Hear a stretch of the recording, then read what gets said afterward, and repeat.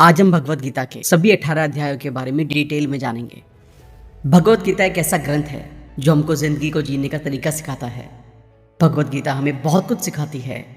इसमें बहुत सारे प्रिंसिपल्स और लॉज हैं जो हमारी ज़िंदगी में बहुत काम करते हैं। भगवत गीता से पहले हमारे पास हिंदुइज्म का कॉन्सेप्ट था। हजारों साल पहले हमारे पूर्वजों को उनके आर्यपुत्र या भारताज के नाम से नवाजा था। यहाँ भाग का मतलब है लाइट और रता का मतलब है सेलिब्रेशन। इससे भारताज का मतलब होता है revealing in the light of consciousness, यानी कि चेतना के प्रकाश का आनंद उठाना। इस फिलॉसफी से हमें सक्सेस, हार्मनी और आध्यात्मिक विकास मिला है और लोगों को अच्छी ज़िंदगी जीने का माहौल मिला है। भगवत गीता का ज्ञान भगवान श्री कृष्ण ने अर्जुन को तब दिया था जब वह कुरुक्षेत्र की रणभूमि में हारने लगे थे और अपने परिवार, गुरु और मित्रों के साथ युद्ध नहीं कर पा रहे थे। भगवान श्री कृष्ण के संदेश ने अर्जुन को युद्ध करने के लिए तैयार किया था। भगवत गीता को 3 भागों में बांटा गया है, जिसके हर एक पार्ट में 6 अध्याय हैं। ये 3 भाग हैं त्वम, तत्, असि। भगवत गीता का सबसे पहला भाग त्वम के बारे में बताता है, जिसका मतलब है तुम, यानी कि हर एक इंसान।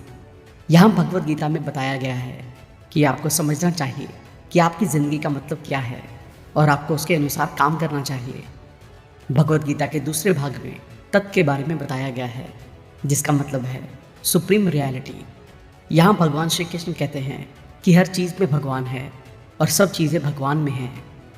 भगवान श्री कृष्ण ने ये सारी चीज़ें अपने अध्ययन और विश्लेषण के आधार पर बताई हैं। उन्होंने हर एक चीज़ को नाम दिया और उन सब चीज़ों को भगवान बताया। उन्होंने सारी चीज़ों को एक जगह रखा और बताया कि ये विश्व रूपों का स्वरूप है, जो उनका विराट स्वरूप है।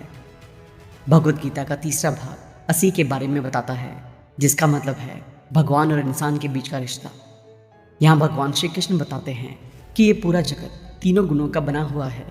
तमस मतलब अज्ञान या अंधकार, राजस मतलब कर्म और सत्वा मतलब संतुलन। ये तीनों हमें बांधे रखती हैं और हमें सच्चाई से वाकिफ कराती हैं। अध्याय 1 अर्जुन ग्रीफ, अर्जुन विषाद योग। भगवत गीता के पहले चैप्टर में भगवान श्री कृष्ण ये मैसेज देते हैं कि हमारे सारे दुख और दर्द का मूल कारण ये है कि हम उनसे लड़ने के लिए तैयार नहीं हैं। यही कारण था कि श्री कृष्ण ने अर्जुन को युद्ध के बीच में, जब वह तलवार को लटका के बुलंद गरगना के साथ जब सेनाएं चिल्ला रही थी, तब भगवत गीता का ज्ञान दिया था। संघर्ष हर जगह है, पर जितना जल्दी हम उस संघर्ष की सच्चाई को और उससे होने वाले असर को पहचान लेंगे, उतना ही जल्दी हम हमारे व्यक्तिगत, व्यावसायिक और आध्यात्मिक सफ़र को आगे बढ़ा पाएंगे। इसका मतलब ये है कि जब तक हमें रोग का पता ही नहीं है, तब तक हम उसकी दवाई नहीं ले सकते। उसके अलावा हम सारी मुश्किलों का अकेले समाधान नहीं निकाल सकते। ज़्यादा से ज़्यादा हम अकेले उसको या तो डिले कर सकते हैं या उसका रूप बदल सकते हैं। संघर्ष 3 प्रकार के होते हैं, चीज़ों का, मानसिक या आध्यात्मिक। पहले प्रकार का संघर्ष हर जगह है, जैसे कि 2 एटम एक दूसरे से टकराते हैं। हम इंसानों का संघर्ष हर एक लेवल पर होता है, चाहे वो बच्चों के साथ हो या फिर भाई बहनों के साथ या फिर अपने पति पत्नी के साथ, हमारे साथ काम करने वाले लोगों के साथ, या चाहे वो हमारे अपने देश या राज्य के साथ ही क्यों ना हो। चीज़ों से जुड़े हुए संघर्ष को डील करने के लिए हमें जानना होगा कि किसी भी सिचुएशन में कैसे काम किया जाए और क्या बोला जाए। दूसरा संघर्ष ये बताता है कि हम हमारी चीज़ों से जुड़े संघर्ष में कैसे अपने आप को हैंडल करते हैं, जो कि हमारी मानसिक सिचुएशन पर बहुत ज़्यादा निर्भर है। हमारा माइंड हमेशा हमारे लॉजिकल माइंड और हमारे ईगो के बीच में संघर्ष करता है।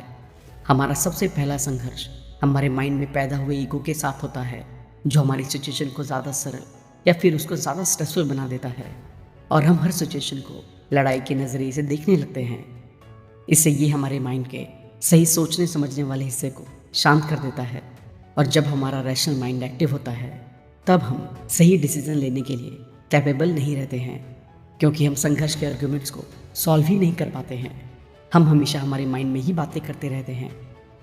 चलो वापस से चलते हैं कुरुक्षेत्र की युद्ध भूमि में, जहाँ अर्जुन फैसला नहीं ले पा रहे हैं। जब अर्जुन इस संघर्ष में फंसे हुए थे, तब वो अपने लॉजिकल माइंड में क्लियर थे कि वो एक योद्धा हैं और वो इस रणभूमि में अपने दुश्मनों से किसी कारण ही लड़ने के लिए उतरे हैं। पर जब वो योद्धा की दूसरी साइड, जहाँ उनके परिवार वाले और रिलेटिव्स दुश्मनों की जगह खड़े हैं, तब उनका रैशनल माइंड संघर्ष और विचारों में डूब जाता है और कहता है कि क्या मुझे अपने परिवार वालों को मारना चाहिए या मुझे अपने फ़र्ज़ को पूरा करना चाहिए। पर थोड़े ही टाइम में उनका पुरानी सोच रखने वाला माइंड उनके रैशनल माइंड पर कंट्रोल कर लेता है और वापस शांत मोड में चला जाता है। उनका माइंड उनको ये बताने लगता है कि योद्धा बनने से तो अच्छा है कि मैं भाग जाऊं और साधु बन जाऊं। यही सब सोचते सोचते उनके दिमाग में और ज़्यादा संघर्ष हो जाता है और वो रणभूमि के बीच में ही टूट जाते हैं। वो लड़ने को भी तैयार नहीं थे, ना ही उन्हें क्या करना है ये डिसाइड कर पा रहे थे। उनको बस इन सब चीज़ों से भाग जाना था। हम सभी ऐसी सिचुएशन में कभी न कभी आते हैं और ये डिसाइड नहीं कर पाते हैं कि हमें क्या करना चाहिए और क्या नहीं करना चाहिए। भगवत गीता की एक अच्छी बात यह है कि वो हमें ऐसी 2 लेवल की सिचुएशन को कैसे डील करना है वो सिखाती है। इसलिए संघर्ष से बाहर निकलने के लिए श्री कृष्ण अर्जुन को रणभूमि के बीच में ले गए, जहाँ से वो दूसरी साइड खड़े अपने माता पिता, गुरु और परिवार को आसानी से देख सके। ऐसा करने से अर्जुन की आइडेंटिटी का तीसरा संघर्ष सामने आता है। यहाँ अर्जुन सोचने लगते हैं, मैं कौन हूँ? क्या मैं एक योद्धा हूँ जो कुछ कारणों के लिए लड़ता है, या मैं अपने गुरुओं का एक प्यारा छात्र हूँ? अगर मैं योद्धा हूँ तो मुझे पांडव की सेना में होना चाहिए, और अगर मैं एक छात्र हूँ तो मुझे कौरव की सेना में रहना चाहिए। मैं अपनी पहचान को डिसाइड नहीं कर पा रहा हूँ, इसलिए ये अच्छा रहेगा कि मैं सब छोड़ दूँ, जो कि एक सबसे सरल उपाय है। किसी भी चीज़ से अपने आप को पीछे हटा लेना मतलब अपने फेलियर से अपनी ईगो को जवाब देना है। जब श्री कृष्ण से अर्जुन इस संघर्ष के बारे में बात कर रहे थे, तब वो अपने हर जवाब को रणभूमि को छोड़ने के लिए कन्विंस कर रहे थे। हम सब यही करते हैं जब हम किसी भी तरीके के संघर्ष में पड़ते जाते हैं। हम हमेशा सब कुछ छोड़कर भागने के लिए तैयार हो जाते हैं। हम सारे लॉजिक्स, भगवान और धर्मों का इस्तेमाल सब चीज़ों से भागने के लिए करते हैं, ताकि हम खुद को और दूसरों को जस्टिफाई कर सकें। इस प्रकार के कन्फ्यूजन को भगवत गीता में तीसरे तरह का संघर्ष, जो कि आध्यात्मिक संघर्ष है, उससे रिलेट किया गया है। जब तक हमें पता नहीं होगा कि हम क्या हैं, भगवान क्या है और हमारा उनसे क्या रिश्ता है, हम कभी भी हमारी चीज़ों के और मानसिक संघर्ष को सुलझा नहीं पाएंगे। यही संसार की समस्या है कि हम सभी कहीं ना कहीं हर चीज़ से अटैच्ड हैं, उदास हैं और कहीं ना कहीं दुविधा में फंसे हुए हैं। इसमें भगवत गीता ये बताना चाहती है कि जब तक हम खुद से सुखी नहीं होते हैं, तब तक हम कहीं ना कहीं भारी मदद की खोज में निकल जाते हैं, जो आगे जाकर किसी और के ऊपर डिपेंडेंसी और किसी अटैचमेंट में बदल जाती है। ये सब आगे चलकर परेशानी देता है, और परेशान दिमाग हमेशा गलत जजमेंट देता है और चीज़ों को और मुश्किल बना देता है। यही चीज़ें अर्जुन के साथ हो रही थी, और वो अटैचमेंट के आवरण से घिर जाते हैं, जिससे उनकी जो विशेष ताकत है वो नाकाम हो जाती है, और वो लगातार गलत डिसीजन लेने के लिए तत्पर हो जाते हैं। इस चैप्टर में अर्जुन अपने आप को लगा, उदासीनता और माया के बड़े समंदर में महसूस करते हैं। उनको इन सब का उपाय निकालना है, पर उनको यही दिख रहा है कि रणभूमि को छोड़ना ही सबसे सही उपाय है। पर हकीकत में उनका लॉजिकल माइंड इस बात से सहमत नहीं है, और उनको इस बात का भी एहसास नहीं है कि उपाय ढूंढना उनके हाथ में नहीं है। वो श्री कृष्ण के आगे आत्मसमर्पण भी नहीं कर सकते हैं। इसीलिए वो थोड़ी कन्फ्यूजन में पड़ गए और बड़े उदास होकर अपने रथ पर बैठ गए। अध्याय 2, योगा ऑफ नॉलेज, संख्या योग। यहाँ से हम भगवत गीता के दूसरे अध्याय का सफर शुरू करेंगे, जो भगवत गीता का बहुत इंपॉर्टेंट अध्याय है। इस अध्याय में गीता के बहुत सारे श्लोक हैं, जो बहुत सारे अलग अलग टॉपिक्स के बारे में बताते हैं, जिसके बारे में हम आगे बात करेंगे। इस अध्याय में हम व्यावहारिकता के साथ साथ आध्यात्मिकता के पहलुओं को देखेंगे, क्योंकि गीता ऐसे सभी पहलुओं को सिखाती है जो हमारे जीवन को सही ढंग से जीने के लिए ज़रूरी हैं। यह अध्याय कुरुक्षेत्र की रणभूमि से शुरू होता है। इस अध्याय में अर्जुन श्री कृष्ण को आत्मसमर्पण कर देते हैं और उनको इस मुश्किल सिचुएशन में गाइड करने की प्रार्थना करते हैं। पर यहाँ श्री कृष्ण अर्जुन को पलटकर जवाब में उनका विरोध करते हैं और उनको अस्थायी शरीर और आध्यात्मिक शरीर के बीच का अंतर बताने लगते हैं। यहाँ श्री कृष्ण अर्जुन को बिना किसी स्वार्थ से किए गए काम से उच्चतम और अच्छा इंसान जो अपना विकास खुद करता है, इस पूरी जर्नी का प्रोसेस बताते हैं। सबसे पहले श्री कृष्ण समझाते हैं कि लड़ाई करना उनका कर्तव्य है और उनको अपने कर्तव्य को पूरा करना चाहिए। श्री कृष्ण अर्जुन को अपने दिमाग की इच्छाओं को नज़रअंदाज करने को कहते हैं। श्री कृष्ण अर्जुन को समझाते हैं कि उनको क्यों लड़ना चाहिए, और इसको श्री कृष्ण ने बुद्धि योग, जिसका मतलब है अपने आध्यात्मिक विकास के लिए अपने ज्ञान को बढ़ाना और उसके लिए काम करना, इस चीज़ से वाकिफ़ कराते हैं।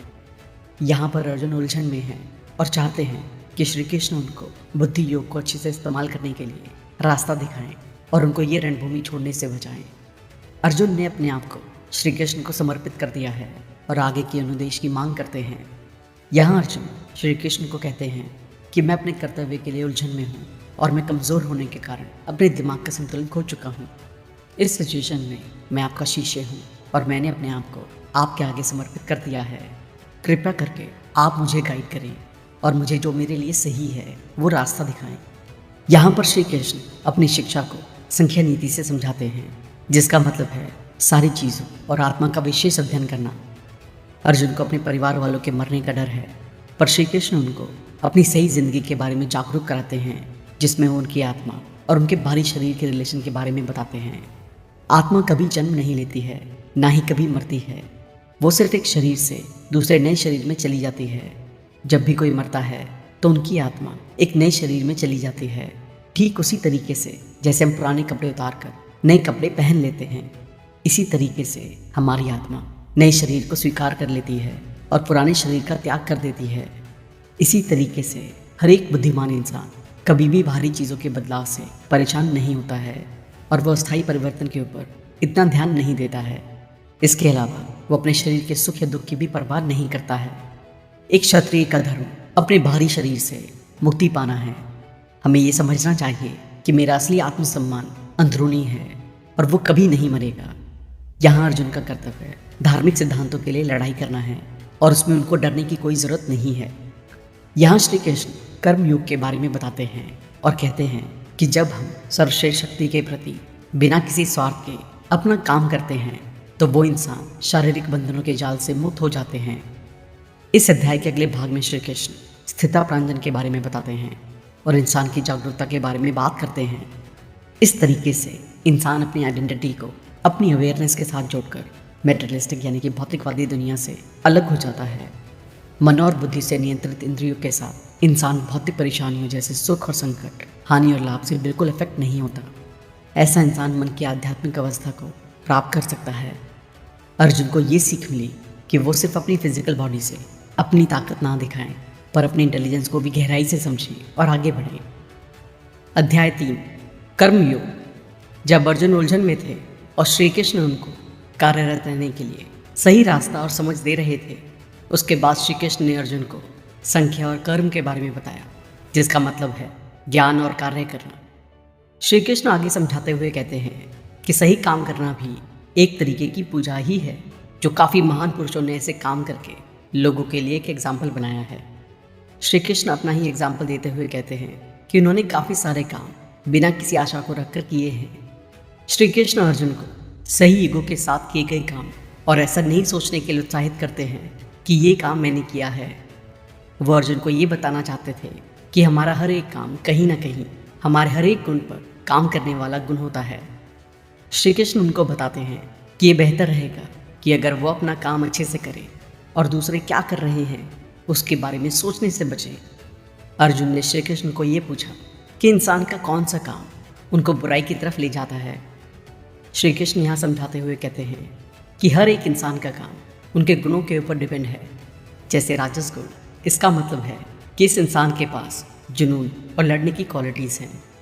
गुणों के कारण ही इंसान अपनी ज़रूरतों के लिए काम करता है और कभी कभी गुस्सा भी हो जाता है, जिससे वो बुरे काम करने लगता है।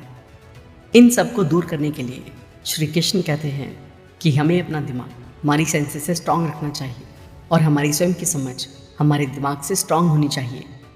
अर्जुन क्षत्रिय जाति के हैं, इसलिए उनको एक युद्ध के मार्ग पर चलना शोभा देता है।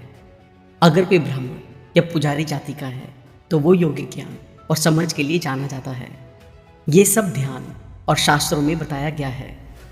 श्री कृष्ण गुण की बात करते हुए ये बताते हैं कि कर्म करना और कर्म ना करना 3 गुणों पर आधारित है, जो है सत्व मतलब शुद्धता और परिपूर्णता, राजस मतलब जुनून, तमस मतलब अंधकार या विनाश। इन सभी का संतुलन पूरी दुनिया में संतुलन फैला देता है। अध्याय 4 रिनंसिएशन ऑफ एक्शन, ज्ञान कर्म संन्यास योग। पहले अध्याय से चौथे अध्याय तक का सफ़र हमें हमारी पर्सनैलिटी यानी कि हमारे व्यक्तित्व को धीरे धीरे आगे बढ़ने की बातों के बारे में बताता है। पहला अध्याय हमें स्वार्थी व्यवहार के बारे में बताता है, जिसमें हम हर चीज़ में अपना ही फायदा देखते हैं। पर जैसे जैसे हम दूसरे और तीसरे अध्याय की तरफ आगे बढ़ते हैं, वैसे वैसे वो हमें निष्काम कर्म मतलब स्वार्थहीन काम से रूबरू कराता है।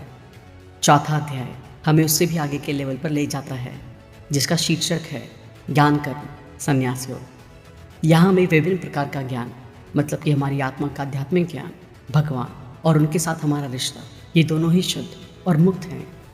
श्री कृष्ण पहले समझाते हैं कि हर एक को अपना ज्ञान पहले एक विद्यार्थी की तरह, फिर उनकी दिखावट की तरह और बाद में एक मिशन की तरह लेना चाहिए। श्री कृष्ण कहते हैं कि आपका धार्मिक कार्य ही आपका अंतिम लक्ष्य है।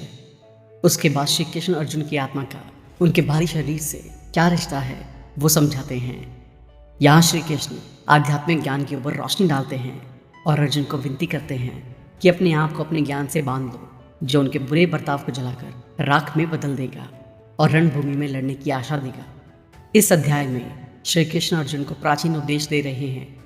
ये सब ज्ञान अर्जुन को देने से पहले श्री कृष्ण काफ़ी बार ये दूसरे लोगों को दे चुके हैं, पर वो वक्त के साथ मिट गया और समय में खो गया। ये इसलिए हुआ क्योंकि श्री कृष्ण सूरज की उत्पत्ति के अनगिनत कल्प बाद पैदा हुए थे। यहाँ श्री कृष्ण ये साफ करते हैं कि वो अनगिनत बार पैदा हुए हैं, और जब लोग लड़खड़ाने लगे और सफलता की बातों में उलझने लगे, तब वो इंसान के रूप में पृथ्वी पर पैदा हुए। इस रणभूमि में श्री कृष्ण अर्जुन को कर्म का मुश्किल रूप समझने में मदद करने के लिए आए हैं।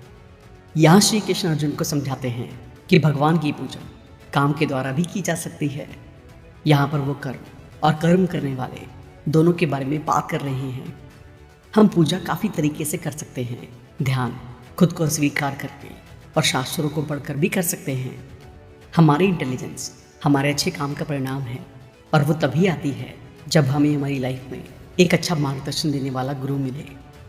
श्री कृष्ण यहाँ सेक्रीफाइस यानी कि बलिदान की शिक्षा देते हैं। हिंदू पौराणिक कथाओं के अनुसार बलिदान का मतलब है एक पवित्र अग्नि के चारों ओर जल या भोजन जैसे अनुष्ठान या इनका चढ़ावा अर्पित करना। इस मार्ग में श्री कृष्ण अर्जुन को विशेष रूप से कर्मयोग अर्थात सही कर्म के रास्ते पर अग्रसर कर रहे हैं। सभी रास्ते मुख्य रूप से सही कार्य करने के लिए पैदा होते हैं। श्री कृष्ण अर्जुन पर जोर देते हैं कि ज्ञान सही कर्म या पूजा के माध्यम से प्राप्त होता है, लेकिन श्री कृष्ण जिस ज्ञान की बात कर रहे हैं वो कर्म योग के अभ्यास से आया है, जो अस्तित्व की प्रकृति और इंद्रियों की मायावी दुनिया से परे सत्य को देखने की क्षमता को समझकर प्राप्त किया जा सकता है।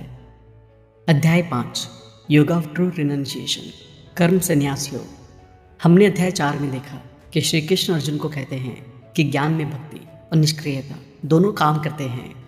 5वें अध्याय में श्री कृष्ण की चेतना, जो ज़्यादातर कर्म योग से जानी जाती है, उसके बारे में बताते हैं। श्री कृष्ण की चेतना हमें भगवान के संपूर्ण ज्ञान के बारे में बताती है। इसी तरीके से उनकी चेतना भक्ति योग से रिलेटेड है, और ज्ञान योग ही हमें भक्ति योग की तरफ ले जाता है। श्री कृष्ण की चेतना का सही मतलब ये है कि हमें हमारे सारे काम एक डेडिकेशन यानी कि निष्ठा के साथ करने चाहिए, जिससे हमारा रिश्ता ज्ञान और संतोष के साथ अच्छा रहे, और यही श्री कृष्ण का असली ज्ञान है। जब हम श्री कृष्ण की चेतना की बात करते हैं, तब वो हमें आध्यात्मिक जीवन की तरफ ले जाता है। जो इंसान अपने किसी भी काम के लिए किसी भी प्रकार के फल की इच्छा नहीं रखता है, उसे एक संतुलित इंसान कहा जाता है। जो इंसान हमेशा निष्ठा के साथ काम करता है, वो कभी भी किसी चीज़ में शामिल नहीं होता, पर एक लोभी इंसान हमेशा किसी न किसी चीज़ में शामिल होता है। इसका मतलब है कि बेमतलब अपनी टांग अपने फ़ायदे के लिए लड़ाता रहता है। कई ज्ञानी लोग अपना काम पूरी निष्ठा और लगाव से नहीं करते हैं और कहते हैं कि ये तो प्रभु यानी कि श्री कृष्ण की मर्जी से हुआ है, पर अंदर ही अंदर वो लोग फल की इच्छा रखते हैं। इसके बाद समझदार इंसान हमेशा उत्तम ज्ञान में रहता है और हमेशा शांति और लगाव, धीरज, आध्यात्मिकता की ओर देखता है और खुश रहता है। इसके अलावा जो इंसान श्री कृष्ण की चेतना में रहता है, वो अपनी सूझबूझ और शक्ति के साथ किसी और से कोई अपेक्षा नहीं रखता और किसी भी चीज़ से दुखी या उदास नहीं होता है, बल्कि वो हमेशा उत्तम मंच या ब्रह्म निर्वाणा दुनिया में रहता है। जो इंसान श्री कृष्ण चेतना में रहते हैं, वो हमेशा शांति में रहते हैं, किसी भी प्रकार के मेटेरियलिस्टिक यानी कि भौतिकवादी जीवन के बिना। श्री कृष्ण किसी के भी साथ पक्षपात नहीं करते हैं, पर वो उनका व्यवहार उन लोगों के साथ उनके द्वारा किए गए कर्म पर आधारित होता है, जो किसी को भी अपनी सेंसेस को कंट्रोल करने में और सारी इच्छाएं और गुस्से को छोड़ने में मदद करता है। किसी भी प्रकार का रिजेक्शन हमें संख्या योग या फिर एक बुद्धिमत्ता और ज्ञान की तरफ ले जाता है। श्री कृष्ण हमें सच्चाई के रास्ते पर और खुद से भी सच बोलने के लिए कहते हैं। इसका मतलब है कि जब हम इसमें से कोई एक रास्ता चुन लेते हैं तब हम दोनों रास्तों को पा लेते हैं। हम लोग मेडिटेशन यानी कि ध्यान लगा के सारे सांसारिक सुखों को छोड़ सकते हैं और शास्त्रों को पढ़ने से खुद को समझने की बुद्धि मिलती है और हम काफ़ी दुखों से बाहर निकल सकते हैं। कर्म योग का रास्ता भी हमें काफ़ी शांति देता है। श्री कृष्ण यहाँ दोनों रास्तों का अंतर समझाते हैं और कहते हैं कि कई लोग अपने हालातों के कारण अस्वीकारे जाते हैं और कई लोग जैसे कि अर्जुन योग से अपने आप को काबिल बनाते हैं। अध्याय 6 द योगा ऑफ मेडिटेशन, ध्यान योग। भगवत गीता के अध्याय 6 में भगवान श्री कृष्ण एक सच्चे सन्यासी जो किसी भी तरीके का लगाव और उनका हाव भाव कैसा होता है उसके बारे में समझाते हैं। जब हमारा कर्म योग के लिए ज्ञान और त्याग बढ़ने लगता है तब हम एक ऐसे स्टेज पर पहुंच जाते हैं जिसको ज्ञान योग कहते हैं, जो मेडिटेशन की अलग अलग तरह की शारीरिक प्रक्रियाओं द्वारा ध्यान से रिलेटेड है और हमारा माइंड एक जगह पर केंद्रित होता है, जिसको अष्टांग योग या ध्यान योग कहते हैं। कर्म योग में इंसान को अपनी ही इच्छाओं का त्याग करना होता है। यहाँ पर लोग अपने आप को मन, शरीर और इंद्रियों के द्वारा आगे ले जाना चाहते हैं, बल्कि हमें उनको काबू में करना है। जो कोई भी योग का अभ्यास करना चाहते हैं उसे ध्यान के अभ्यास में महारत हासिल करनी चाहिए, जिसमें साफ फर्श पर बैठना, कपड़ों से ढके रहना, आसन को सीधा रखते हुए और सोने और खाने में संयमित होकर एक ही वस्तु पर ध्यान केंद्रित करना शामिल है। इससे मन को शांति मिलती है। योग का यह अभ्यास इंसान को दुखों से मुक्त करता है। इसके जवाब में अर्जुन श्री कृष्ण को पूछते हैं, दिमाग कैसे शांत हो सकता है? वो उतना ही मुश्किल है जितना हवा को कंट्रोल करना। श्री कृष्ण इसके जवाब में कहते हैं कि ये मुश्किल ज़रूर है, पर वो आत्मसंयम और आत्मानुशासन से हासिल किया जा सकता है। श्री कृष्ण उनको इस बात से भी आश्वस्त करते हैं कि अगर कोई इंसान अनुशासित नहीं है पर अपने आप में विश्वास रखता है, तब भी वो इंसान कहीं खोता नहीं है। अच्छाई और ज़्यादा अच्छाई को बढ़ाती है और वो इंसान जिसमें आप संयम नहीं होता, उस इंसान को भी जिंदगी में शांति और जीवन का लक्ष्य मिल ही जाता है।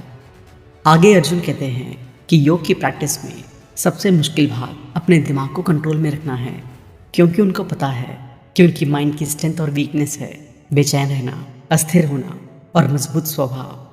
इस योग की प्रैक्टिस करने में उनकी असमर्थता दिखती है।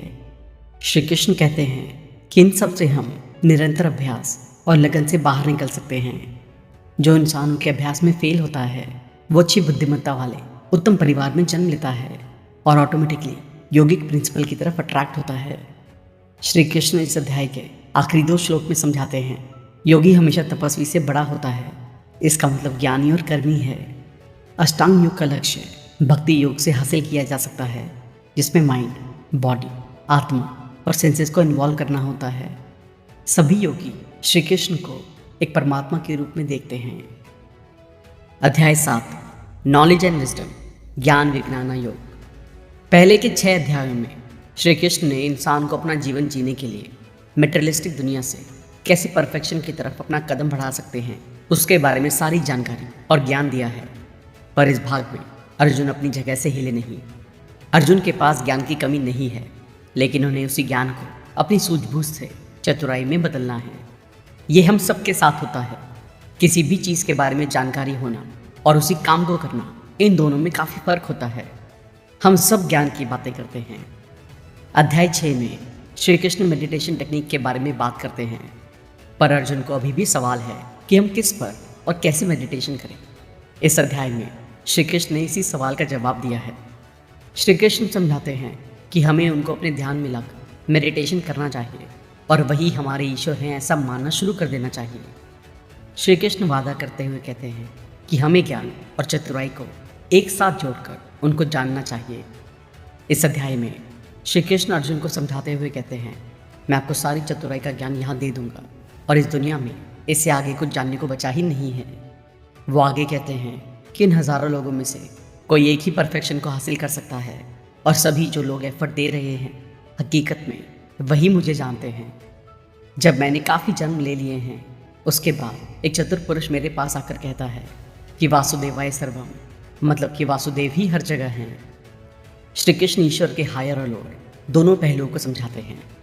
श्री कृष्ण के अनुसार लोअर पहलू हमारे 5 तत्वों के साथ हमारा माइंड, बॉडी और बुद्धिमत्ता के बारे में बताता है, जबकि हायर पहलू जीवन जीने के माध्यम जैसे कि हमारे अनुभव से बना है। ईश्वर ही सारे ब्रह्मांड का असली कारण है। श्री कृष्ण उदाहरण के तौर पर अपना ही एक्सपीरियंस बताते हैं, जो कि उनके इस धरती पर खुशबू और अग्नि से आया हुआ प्रकाश है। आगे श्री कृष्ण अर्जुन को पूछते हैं कि ऐसा कौन सा नकाब हमारे ऊपर लगा हुआ है जो हमें ईश्वर से अलग रखता है। इसके जवाब में श्री कृष्ण कहते हैं कि ये कुछ नहीं बल्कि हमारी माया है, जो तीनों गुणों से बनी हुई है। सत्व मतलब अनुकूलता, राजस मतलब कर्म और तमस मतलब आलस। इन्हीं तीनों के फोर्स से पूरा ब्रह्मांड बना हुआ है। क्या इस तरीके से हम अपने आप को ईश्वर को समर्पित कर सकते हैं, या हमें किसी प्रकार के इंसान की ज़रूरत है जो उस काम में फिट बैठता हो? श्री कृष्ण के अनुसार दुनिया में 2 तरीके के लोग होते हैं। एक होते हैं जो बुरा काम करते हैं और एक होते हैं जो अच्छा काम करते हैं। अच्छा काम करने वाले भक्त के नाम से जाने जाते हैं और श्री कृष्ण उन भक्तों को 4 भागों में बांटते हैं, जिसमें व्यथित, जिज्ञासु, मुक्ति की इच्छा रखने वाले और चतुर लोग आते हैं। इसमें से चतुर भक्त ईश्वर के प्रिय होते हैं, क्योंकि वो लोग ईश्वर को कहीं और नहीं बल्कि अपने आप में देखते हैं। बाकी 3 प्रकार के भक्त किसी कारण के लिए ईश्वर की तलाश करते हैं। ईश्वर को इनसे कोई दिक्कत नहीं है, बल्कि वो तो ये कहते हैं कि इससे उनका ईश्वर के ऊपर विश्वास मजबूत होता है और उनका अहंकार कमज़ोर बन जाता है। ऐसा होने तक ईश्वर उन सीमित देवताओं के माध्यम से फल देता है। ईश्वर का स्वभाव इन 3 गुणों माइंड, बॉडी और सेंसर, जो कभी जन्म नहीं लेती हैं और चेंज भी नहीं होती हैं, उनसे परे हैं। श्री कृष्ण कहते हैं कि ईश्वर पूरे ब्रह्मांड से परे है, लेकिन जब सृष्टि की शुरुआत हुई थी तब हम में से ज़्यादातर लोग माया, ब्रह्मांड, समय और तीनों गुणों के माध्यम से बंधे हुए थे। इस अध्याय को कंक्लूड करते हुए श्री कृष्ण कहते हैं कि केवल वही लोग जो अपने सच्चे स्वभाव से ईश्वर की इच्छा रखते हैं, जिनके कर्मयोग हमेशा इस काम को करने के लिए तैयार रहते हैं। लेकिन हमें उन साधनों को सीखने की ज़रूरत है जिनके द्वारा हम धीरे धीरे अपने आप उससे बाहर निकलने के लिए खुद को ट्रेन कर सकते हैं। अध्याय 8 इनपेरिशेबल ब्रह्मांड, अक्षर ब्रह्मा योग। अध्याय 8 में अर्जुन ने श्री कृष्ण से 7 सवाल पूछे और उनके श्री कृष्ण ने जवाब दिए। इस अध्याय का सबसे ज़रूरी सवाल जो अर्जुन ने श्री कृष्ण को पूछा है वो ये है कि हम मरने के बाद ईश्वर को कैसे पा सकते हैं। यही इस अध्याय का सबसे मेन टॉपिक है। इस अध्याय के शुरू में श्री कृष्ण ने मरने के समय के बारे में सोचा, जो हमारे भाग्य को निर्धारित करता है। अगर ईश्वर का भी यही विचार है तो हम ईश्वर को पा सकते हैं। यहाँ श्री कृष्ण आगे बताते हैं कि हमें ये नहीं पता है कि हम कब मरने वाले हैं। इसलिए श्री कृष्ण हमें सलाह देते हैं कि हमें हमारी पूरी ज़िंदगी में ईश्वर पर ध्यान लगाना चाहिए, जो अपने आप हमारा फाइनल थॉट बन जाएगा। इस थॉट को बदलने के लिए श्री कृष्ण ने हमें 3 प्रकार के मेडिटेशन के बारे में समझाया है। पहले टाइप का मेडिटेशन ईश्वर का विराट रूप है और दूसरे टाइप के मेडिटेशन में हम ओम से शुरुआत करते हैं, जो कि ईश्वर का नाम है। ये दोनों प्रकार के मेडिटेशन हमें हमारे प्राण यानी ज़िंदगी को कंट्रोल करने में मदद करते हैं। ये मेडिटेशन हमारी कैपेबिलिटी से परे हैं। इसीलिए श्री कृष्ण हमको तीसरे टाइप का सिंपल मेडिटेशन करने की सलाह देते हैं। इसलिए यहाँ पर श्री कृष्ण हमें ज़िंदगी भर ईश्वर को किसी भी रूप में याद रखने के लिए कहते हैं। यहाँ पर अर्जुन श्री कृष्ण से पूछते हैं कि तो फिर हमारे मरने के बाद क्या होता है। इसके जवाब में श्री कृष्ण कहते हैं कि ब्रह्मांड घटन और विघटन के एक अनंत चक्र की तरह है, जिसे प्रतीकात्मक रूप से भगवान ब्रह्मा के दिन और रात के रूप में दर्शाया गया है।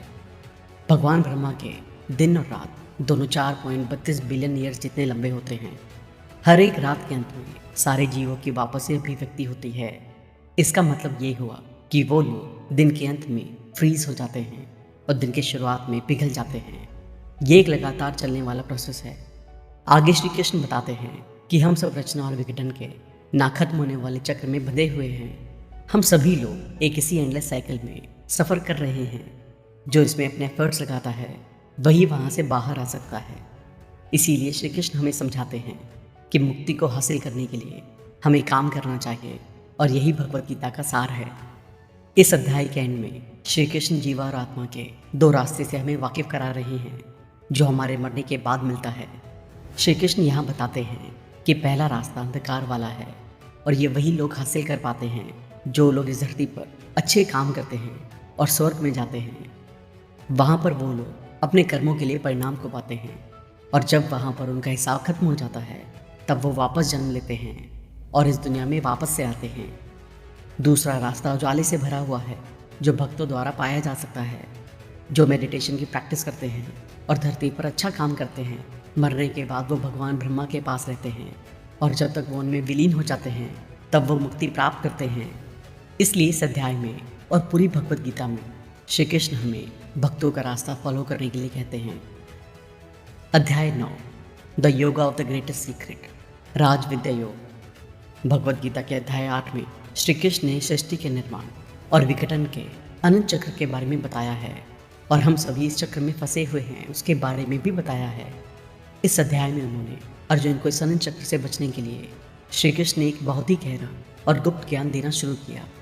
यहाँ पर श्री कृष्ण भक्ति के मार्ग से ईश्वर तक कैसे पहुँचेंगे उसके बारे में ज्ञान देते हैं।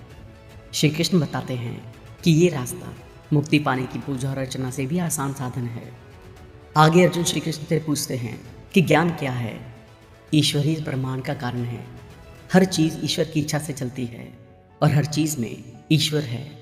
जैसे कि वातावरण में हवा होती है, हम ईश्वर को देख नहीं सकते क्योंकि हमारी सारी सेंसेस नाम और प्रेजेंस के लिए प्रोग्राम्ड होती हैं। ऐसे ही जैसे हम आसमान नीला देखते हैं लेकिन हकीकत में वो नीला नहीं है। ईश्वर अपनी शक्ति के माध्यम से इस ब्रह्मांड का परम कारण बन गए हैं जिसे हम प्रकृति के नाम से जानते हैं। प्रकृति कुछ नहीं पर 3 गुण है। प्रकृति का संचालन ऑटोमेटिक है और वो हर एक को अपने कार्य के अनुसार रिजल्ट देता है।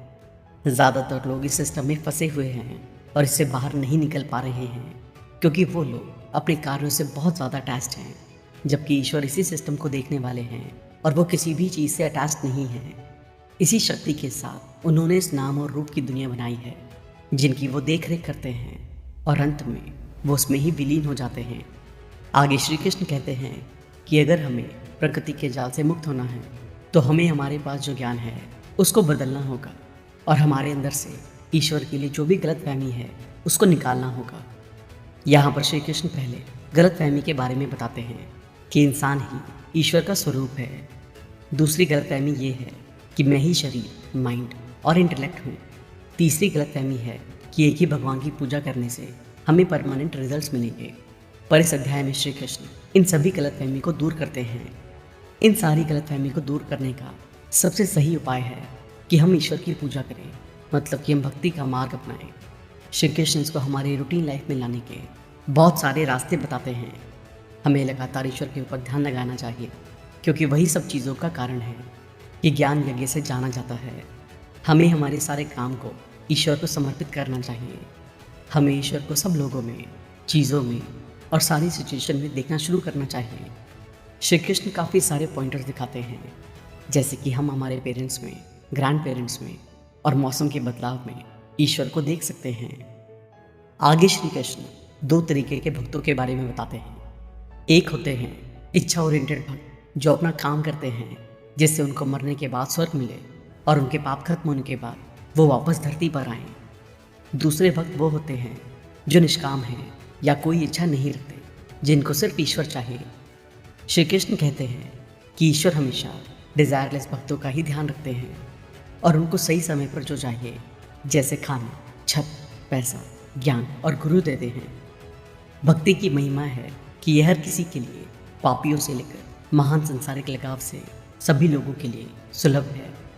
हम सभी अपने जीवन में किसी भी पॉइंट पर पूजा कर सकते हैं और सबसे इम्पॉर्टेंट हिस्सा ये है कि हमें भक्ति का मार्ग शुरू करने के लिए किसी योग्यता की ज़रूरत नहीं है। इस अध्याय के अंत में श्री कृष्ण संदेश देते हैं, अपना मन मुझ में रखो, मेरे भक्त बनो, मेरे लिए कर्म करो, मेरे प्रति समर्पण करो। अध्याय 10, डिवाइन मैनिफेस्टेशन ऑफ योगा, विभूति योग। भगवद गीता के 10वें अध्याय में श्री कृष्ण अर्जुन को निर्देश देते हुए कहते हैं कि उनका स्वभाव भगवान की उत्तम अभिव्यक्ति है। श्री कृष्ण के अनुसार सारे भगवान और पवित्र इंसान उनके ही अवतार हैं।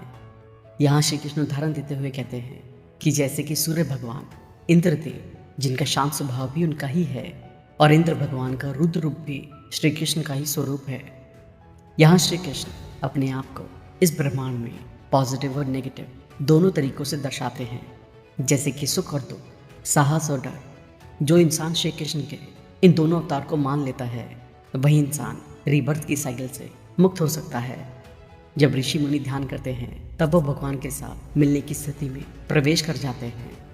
यहाँ श्री कृष्ण पूजा करने के अलग अलग स्वरूप के बारे में बात करते हैं। हमें ये समझना चाहिए कि श्री कृष्ण ही सभी चीज़ों का सोर्स है और इसके लिए पूजा ही देवता की स्थिति में प्रवेश करने का उच्चतम स्रोत है। श्री कृष्ण को सुनने के बाद अर्जुन ये मानने लगे कि जो भी श्री कृष्ण ने उन्हें कहा है और समझा रहे हैं, वही एक उच्चतम स्वरूप है। अर्जुन यहाँ पर श्री कृष्ण द्वारा दर्शाए गए दूसरे अभिव्यक्ति के बारे में भी जानना चाह रहे हैं, जिसे वो हमेशा पहचान सके। इसलिए श्री कृष्ण ने सारे अभिव्यक्तियों और उनके अवतारों की सूची बनाई, जिसमें उन्होंने अपने आप को, ओम को, हिमालय के पहाड़ों को, विष्णु भगवान को और शिवा के रीबर्थ को शामिल कर लिया। इस अध्याय में श्री कृष्ण योग के बारे में समझाते हैं। श्री कृष्ण ने अर्जुन को अपने सारे अवतार के बारे में बता दिया, फिर भी अर्जुन को श्री कृष्ण के एक अवतार के बारे में जानना है, जिससे वो सही मायने में पूजा कर सके। अर्जुन अभी भी समझ नहीं पा रहे हैं कि श्री कृष्ण हर जगह हैं। श्री कृष्ण अर्जुन को यही समझाने की कोशिश करते हैं कि मेरा अभी का जो स्वरूप है वही रणभूमि के रथ में है और हमें इसी स्वरूप की पूजा करनी है। पर अभी भी अर्जुन को श्री कृष्ण के सारे डिवाइन फॉर्म्स के बारे में जानना है, जो वो समझाने की कोशिश कर रहे थे। भगवद गीता के 10वें श्लोक में श्री कृष्ण योग, कर्म और योग की समझ का क्या कनेक्शन है वो समझाते हैं। दूसरे शब्दों में, जब इंसान अपने कर्मों द्वारा श्री कृष्ण की पूजा करते हैं, तब भगवान उनको बुद्धिमत्ता भी देते हैं। इसी तरीके से योग, कर्म और योग की समझ मिल जाती है। अध्याय 11, द कॉस्मिक विजन, विश्व रूप दर्शन योग। भगवद गीता के इस अध्याय में श्री कृष्ण अर्जुन को जो भी समझाना चाह रहे थे वो समझ गए हैं। यहाँ अर्जुन श्री कृष्ण को उनका उत्तम स्वरूप दिखाने के लिए कहते हैं। इसके जवाब में श्री कृष्ण अर्जुन को अपना विराट स्वरूप और महिमा दिखाते हैं। इस विराट स्वरूप में श्री कृष्ण अर्जुन को सारा ब्रह्मांड अपने में समाया हुआ दिखाते हैं, जिसमें सारे देवी देवता और उनके भी भगवान को शामिल कर लेते हैं। श्री कृष्ण का ये स्वरूप भयानक था और वो अपने हजारों सर, दांत और हथियार दिखाते हैं। अर्जुन उनके स्वरूप से स्तब्ध रह जाते हैं। यहाँ अर्जुन ने जो देखा उसको डिस्क्राइब करते हैं। अर्जुन ने ये भी देखा कि श्री कृष्ण कौरवों को मार रहे हैं। आगे अर्जुन श्री कृष्ण को पूछते हैं कि इस भयानक स्वरूप में आप कौन हैं। इस जवाब में श्री कृष्ण कहते हैं कि वो मृत्यु हैं और अर्जुन आपको इस रणभूमि में कौरवों की परवाह किए बिना लड़ना होगा। श्री कृष्ण आगे बताते हैं कि कौरव तो मर ही चुके हैं, अर्जुन आप सिर्फ एक साधन हैं। अर्जुन अपने घुटनों पर बैठकर श्री कृष्ण को अपनी गलती के लिए माफ़ी मांगते हैं। अर्जुन श्री कृष्ण का अत्यंत विराट रूप देखकर डर गए थे और श्री कृष्ण से विनती करते हैं कि वो अपने असली स्वरूप में आ जाएं, जो उनका इंसानी स्वरूप है। श्री कृष्ण अर्जुन को कहते हैं कि उन्होंने उनका ये विराट स्वरूप अभी तक किसी को भी नहीं दिखाया है। वो बड़ी नम्रता से अर्जुन को कहते हैं कि उनको डरने की कोई ज़रूरत नहीं है, पर शांत और खुश रहें। इस अध्याय में श्री कृष्ण हमारे माइंड के ऊपर फोकस डालते हैं। वो कहते हैं कि हमारे माइंड में कुछ लिमिटेशंस हैं। वो किसी भी चीज़ की तरफ अट्रैक्ट हो सकता है और किसी भी चीज़ के पीछे धकेला जा सकता है। इसको समझाने के लिए श्री कृष्ण हमें ईश्वर का अभी का स्वरूप दिखाते हैं और फिर उसका विराट स्वरूप भी दिखाते हैं। अभी जो भी हो रहा है या मौजूद है, वो सब ईश्वर का अच्छा रूप है और वो अपने गुस्से से इन सब का विनाश भी कर सकते हैं। बाद में श्री कृष्ण इस बात पर जोर डालते हैं कि निर्माण और विनाश को एक ही पहलू पर देखना चाहिए, क्योंकि विनाश के बिना निर्माण संभव नहीं है। इन दोनों को इस ब्रह्मांड में जगह दी गई है। इसका मतलब ये हुआ कि जब हमारे कर्म इस धरती पर बहुत थक जाते हैं, तब हमारा विनाश होता है। इसमें कोई भेदभाव नहीं है कि किसका विनाश होगा। इस अध्याय के अंत में श्री कृष्ण अर्जुन को ईश्वर को कैसे पाना है उसकी जानकारी देते हैं। वो कहते हैं कि अनन्य भक्ति इसका मुख्य नियम है, जो कर्म योग ज्ञान योग के साथ जुड़ जाता है और हमें पसंदगी, नापसंदगी और लगाव से मुक्त कर देता है। इसी से हम ईश्वर के कॉस्मिक यानी कि लौकिक रूप को पा सकते हैं। अध्याय 12, द योगा ऑफ डेवोशन, भक्ति योग। इस अध्याय में अर्जुन श्री कृष्ण को पूछते हैं कि क्या बेहतर है, श्री कृष्ण के लिए भक्ति भाव से प्रेम करना या स्वार्थ के लिए भगवान को प्रेम करना। यहाँ श्री कृष्ण जवाब देते हुए कहते हैं कि दोनों मार्ग से समझ पैदा होगी, लेकिन इंसानी अवतार के लिए गीता में भक्त भाव से प्रेम करने की सिफारिश की गई है। आगे श्री कृष्ण कहते हैं कि श्री कृष्ण को उनके असली रूप में पूजना भक्त को एक क्लियर फोकस देता है। इसके अलावा श्री कृष्ण बताते हैं कि सभी चीज़ों की अनुमति देने वाले हमें सार के रूप में भगवान के विशाल स्वरूप की पूजा करने के लिए कहते हैं। इसका मतलब ये हुआ कि ऐसा करने से भक्तों को ज़्यादा समझ आती है और इसमें ज़्यादा काम शामिल है। श्री कृष्ण इस बात पर जोर देते हैं कि श्री कृष्ण पर पूरे तरीके से मेडिटेट करने से श्री कृष्ण उनको अपने पास बुलाते हैं। अगर आप इस तरीके से मेडिटेशन नहीं कर सकते हैं तो एक भक्त की तरह श्री कृष्ण उनको अपने पास सबसे अंत में बुलाते हैं। यहाँ पर श्री कृष्ण अर्जुन को योग में परफेक्ट कैसे बनना है उसके बारे में समझाते हैं। यहाँ श्री कृष्ण कहते हैं कि हमें स्ट्रिक्टली श्री कृष्ण के ऊपर ही ध्यान लगाना चाहिए। अगर हम ऐसा करते हैं तो श्री कृष्ण हमें बहुत प्रेम करते हैं। यहाँ पर श्री कृष्ण हमारे माइंड को एक ही डायरेक्शन में ध्यान देने के लिए कहते हैं। श्री कृष्ण एक संदेश देते हुए कहते हैं कि जिस योगी का माइंड पूरी तरह से केंद्रित है और एक ही दिशा में काम करता है वो हमेशा मेरे अंदर रहता है। यही एक तरीका है जिससे आप मृत्यु और जन्म के साइकिल से मुक्त हो सकते हैं। आगे श्री कृष्ण समझाते हैं कि अगर कोई इंसान इसमें सफलता नहीं पाता है तो उनके लिए भक्ति मार्ग डायरेक्ट कर्मों से बन जाता है, जो आगे जाकर अलग तरीके से सफलता प्राप्त करता है। श्री कृष्ण कहते हैं कि अगर ये भी काम नहीं आता है तो श्री कृष्ण उस इंसान को अपने काम के परिणामों के लिए अपनी उदासीनता पर ध्यान केंद्रित करने के लिए कहते हैं। इस अध्याय के सार के रूप में श्री कृष्ण ने एक उत्तम भक्त होने की 39 क्वालिटीज़ को सूचित किया है और ये सारी हमें इंस्पायर करने के लिए बनाई गई हैं। इन सब क्वालिटीज़ में हम सारी नहीं ले सकते हैं तो एटलीस्ट एक तो लेनी ही चाहिए, जिससे बाकी की क्वालिटीज़ को भी पाने के चांसेस बढ़ जाते हैं। इन सारी क्वालिटीज़ में से संभाव, निस्वार्थता, लगाव ना होना और ईश्वर पर अटूट विश्वास को बार बार जोर दिया गया है। अध्याय 13 नेचर, एंजॉय एंड कॉन्शियसनेस। क्षेत्र क्षेत्र जना विभाग्यो। भगवद गीता के तीसरे भाग के पहले अध्याय में हमें दो नए पहलू से वाकिफ कराया गया है। सबसे पहला है क्षेत्र, जिसका मतलब है एक बड़ा ज़मीन का टुकड़ा, और क्षेत्रजन, जिसका मतलब है जो उस ज़मीन के बारे में जानता है।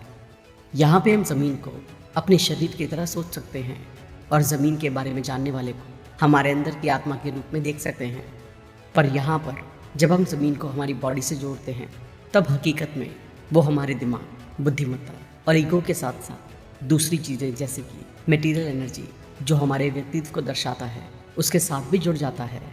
इसके अलावा जब हम उस ज़मीन को जानने वाले की बात करते हैं तो हमारी आत्मा को छोड़कर हमारे व्यक्तित्व के चारों तरफ के पहलू को दिखाता है।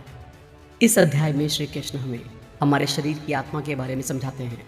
वो बताते हैं कि जैसे एक किसान अपने खेत में बीज बोता है और फसल को काटता है, उसी तरह हम इंसान भी हमारे दिमाग में थॉट्स के बीज बोते हैं और उसी के एक्शन हम हमारे शरीर में करते हैं और हमारी मंजिल तक पहुंचते हैं। हमारे सारे रिजल्ट्स हमारे थॉट्स का ही परिणाम है। तभी कहा गया है कि जो हम सोचते हैं वैसे ही हम बनते हैं। श्री कृष्ण ज़मीन के बारे में बताते हैं और ज़मीन के जानने वालों के लिए पुरुष और प्रकृति शब्दों द्वारा समझाते हैं। श्री कृष्ण सबसे पहले नेचर की उत्पत्ति के बारे में बात करते हैं और बाद में आनंद लाने वाले और करने वाले का कारण बनते हैं।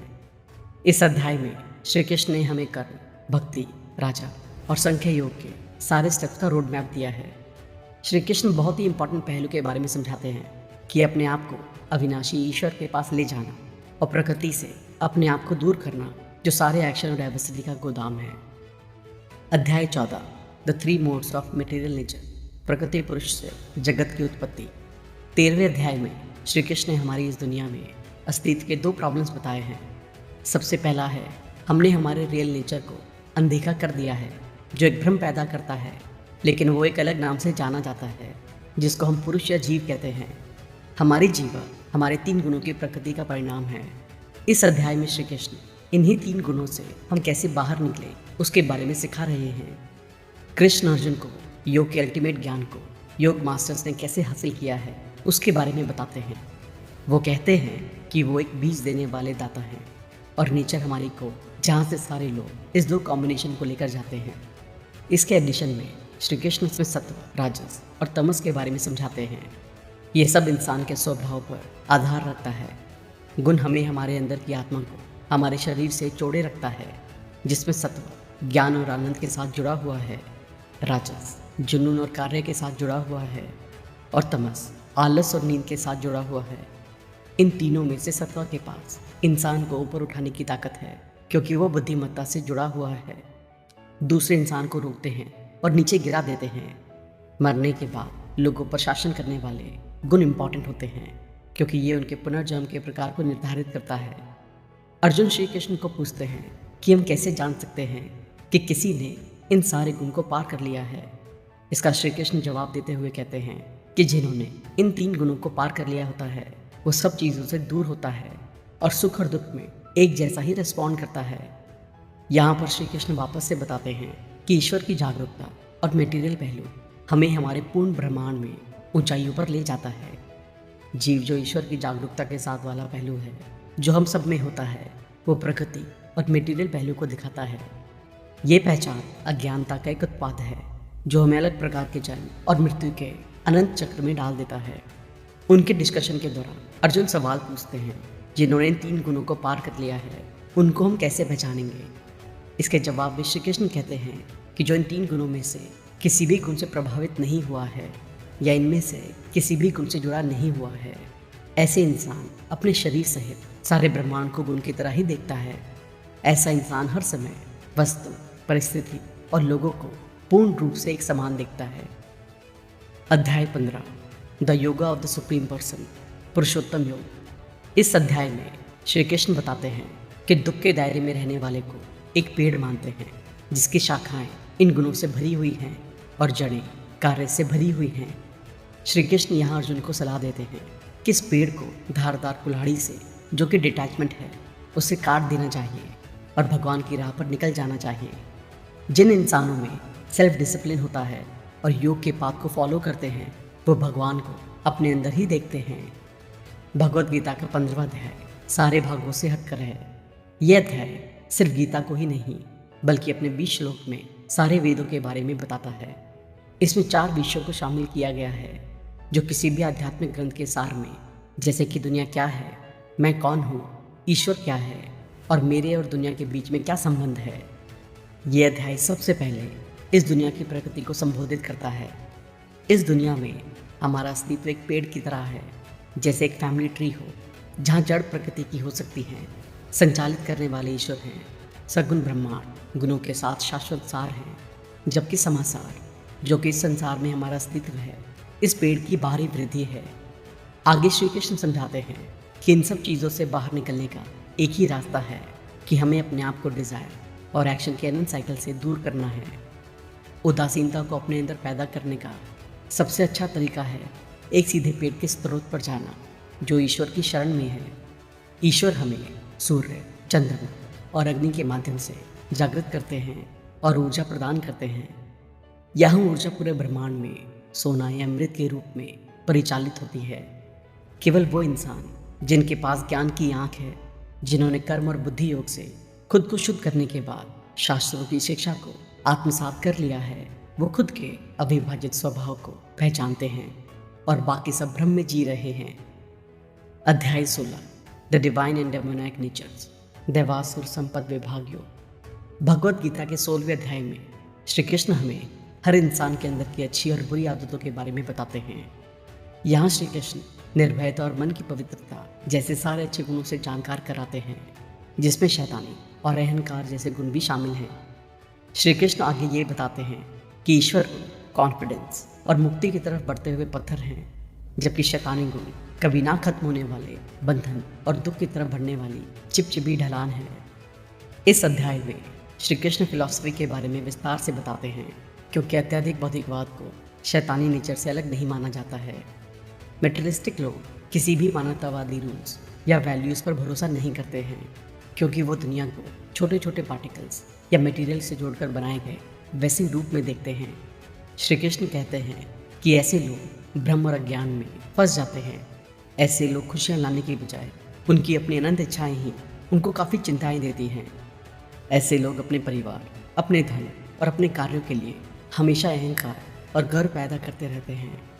ऐसे लोगों को कभी भी यह एहसास नहीं होता है कि हर किसी से नफरत करके वो ईश्वर से भी नफरत कर रहे हैं जो हर चीज़ में बसते हैं और वही सारे रचना का समर्थन भी करते हैं। इसके ऊपर ये लोग सोचते हैं कि वो सभी रूल्स और रेगुलेशन से ऊपर हैं, पर वो लोग भूल जाते हैं कि वो लॉ ऑफ कर्मा से ऊपर नहीं है। ऐसे लोगों को अपनी ज़िंदगी में अपने किए गए कामों का फल ज़रूर मिलता है और सारे किए गए कर्मों के फल आगे उनके रास्ते में आते जाते हैं।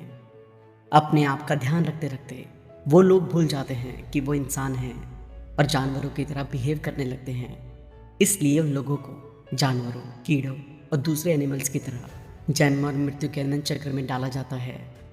श्री कृष्ण इस अध्याय को एक अच्छा प्रैक्टिकल मैसेज देके एंड करते हैं। वो हमको एक बहुत सिंपल तरीके से बताते हैं जो हमें हमारे जीवन और इस दुनिया में शांति और सुख देता है। इन सब से बाहर आने के लिए हमको 3 चीज़ों को अवॉइड करना है, जिसमें इच्छा, क्रोध और लालच शामिल है। हम ऐसा करके अपने आप को अच्छा इंसान और प्रेरणा देने वाला और हमारे कामों को बढ़ावा देने वाला बनाता है, ना कि स्वार्थी बनाता है। अध्याय 17 द डिविजन्स ऑफ फेथ, श्रद्धा त्रय विभाग योग। इस अध्याय में श्री कृष्ण अर्जुन को पूछते हैं कि इंसान के कौन से गुण ऐसे हैं जो पूजा करने में विश्वास करते हैं लेकिन शास्त्रों को रिजेक्ट करते हैं। श्री कृष्ण कहते हैं कि विश्वास 3 तरीके के होते हैं और हर एक इंसान के इनर नेचर और कौन सा गुण उनके ऊपर हावी हो रहा है उसके ऊपर आधार रखता है।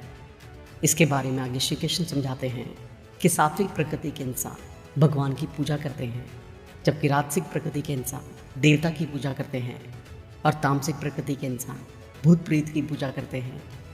श्री कृष्ण खाने को भी 3 भागों में बांटते हैं। सात्विक खाना फ्रेश, रसीला और हमको शक्ति देने वाला होता है।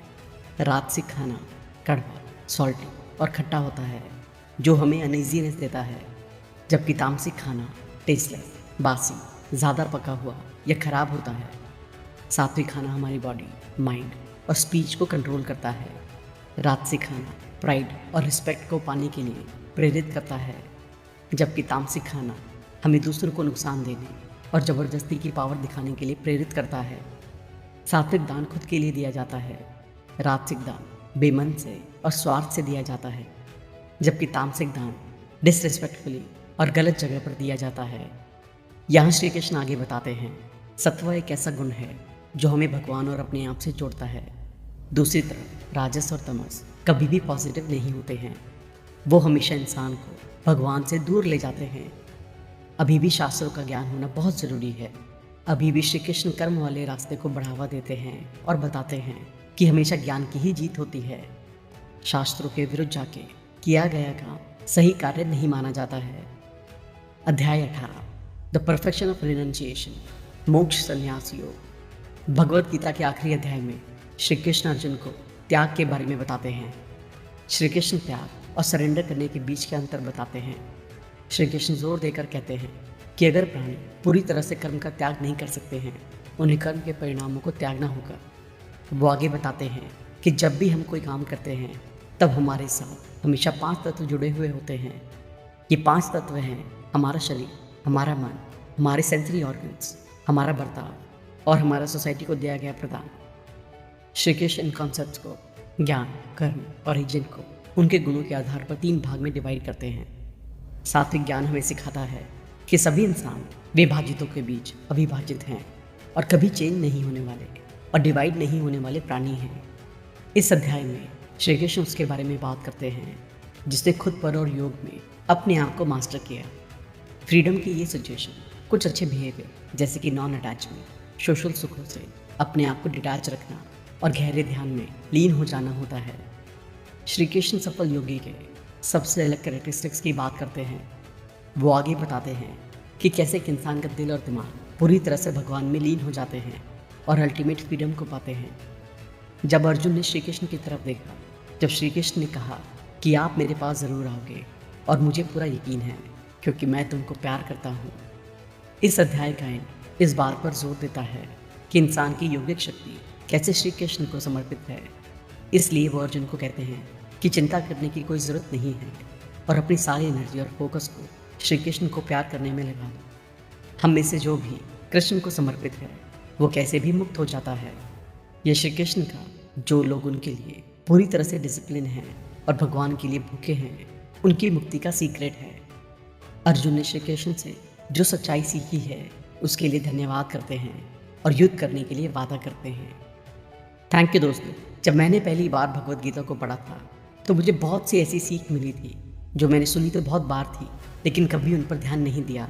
लेकिन इसको बार बार पढ़ने के बाद मैं अपनी ज़िंदगी में वो सब बदलाव ला पाया जो शायद एक वक्त में सपने जैसे थे। अगर आपने भी इस वीडियो से कुछ खास सीखा है और आपने फैसला किया है